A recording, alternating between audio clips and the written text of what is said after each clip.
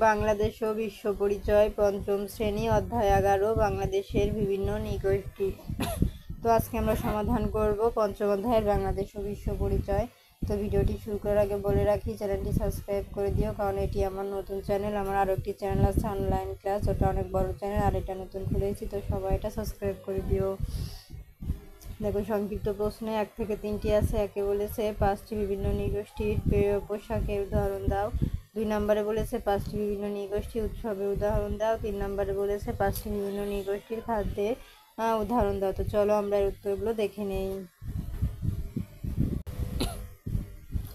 দেখো, 5টি বিভিন্ন নৃগোষ্ঠীর পোশাকের উদাহরণ দাও। চাকমা, মারমা, সাঁওতাল। তো তোমাদের কিন্তু এই যে এখানে ব্যাখ্যা দিয়েছে, ব্যাখ্যাগুলো দেওয়ার প্রয়োজন নাই, তোমরা শুধু নামগুলো দিবা, ঠিক আছে? চাকমা, মারমা, সাঁওতাল, গারো, খাসিয়া, ঠিক আছে? এই 5টা নাম দিয়ে দিবা। আর এখানে যে ব্যাখ্যা দিয়েছে এগুলো হচ্ছে ব্যাখ্যা, এগুলোর কোনো প্রয়োজন নাই।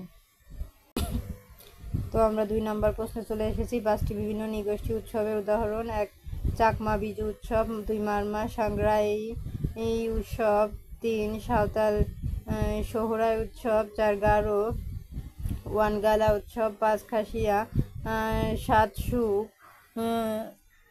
সুখ মেইন সিএম উৎসব। তো এখন আমরা 3 নম্বর প্রশ্নটির উত্তর দেখব। দেখো, এখানে বলেছে 5টি বিভিন্ন নৃগোষ্ঠীর খাদ্যের উদাহরণ দাও। এই যে চাকমা, বাঁশের কোরল, শুটকি, মাছের ভর্তা। মারমা, নাপি, এক প্রকার শুটকি, পোস্ট, বিভিন্ন ধরনের সবজি।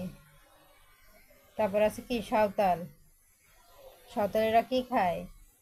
ভাত, ডাল, বিভিন্ন শাকসবজি, মাংস। গারো, ভাত, মাংস, বিশেষত শূকরের মাংস, বাঁশের কোরাল। খাসিয়া, ভাত, মাংস, পান, সুপারিয়া।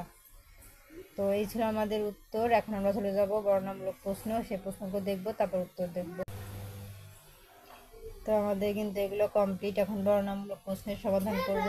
বিভিন্ন নৃগোষ্ঠীর প্রতি আমরা কিভাবে গণতান্ত্রিক মনোভাব প্রকাশ করতে পারি। 3টি বিভিন্ন নৃগোষ্ঠীর ধর্ম সম্পর্কে লেখো। 3 নম্বর, কোনো একজন মানুষ যে ভিন্ন গোষ্ঠীর তা তুমি কিভাবে বুঝবে। তো চলো আমরা উত্তরটি দেখে নেই।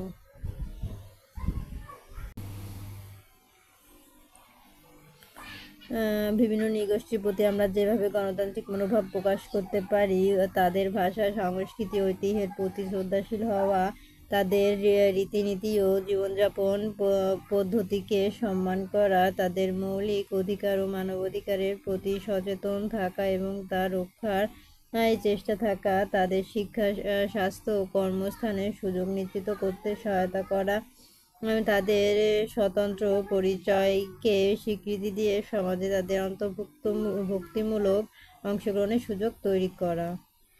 তো এখন আমরা কি করব, 2 নম্বর প্রশ্নের উত্তরটি দেখব। তো চলো আমরা 2 নম্বর প্রশ্নের উত্তরটি দেখে নিই। দেখো, 2 নম্বরে বলেছে 3টি বিভিন্ন নৃগোষ্ঠীর ধর্ম সম্পর্কে। 1 চাকমা প্রধানত বৌদ্ধ ধর্মাবলম্বী, মারমা প্রধানত বৌদ্ধ ধর্মাবলম্বী, সাঁওতাল প্রধানত প্রকৃতি পূজারী, যেমন সাধারণ ধর্ম, এবং কিছু সংখ্যক খ্রিস্টান ধর্মাবলম্বী রয়েছে। তো চলো আমরা এখন 3 নম্বর প্রশ্নের উত্তরগুলো দেখব।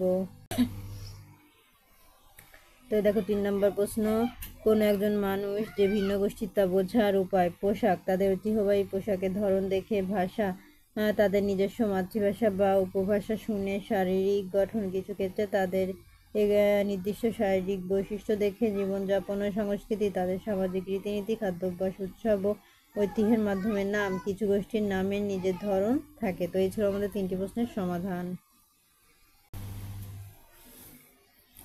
তো দেখো, আমাদের কিন্তু প্রত্যেকটি কমপ্লিট, ঠিক আছে? বর্ণনামূলক সংক্ষিপ্ত। তো পরবর্তীতে আছে কি, এই যে 12 অধ্যায়। তো 12 অধ্যায় লাস্ট অধ্যায় নাই, সমাপ্ত। তো 12 অধ্যায়ের ভিডিও দেখার জন্য অবশ্যই সাবস্ক্রাইব মাই চ্যানেল।